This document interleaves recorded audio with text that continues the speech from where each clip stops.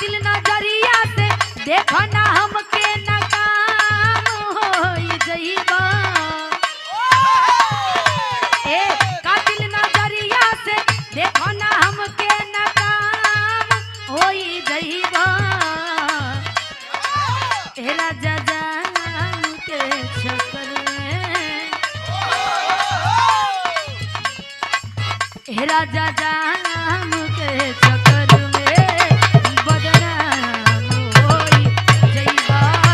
राजा जान के चक्कर में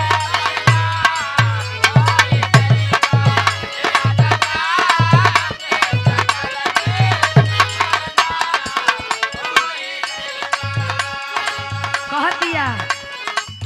जब ज्यादा लोग परेशान हो जाला तो का करेला,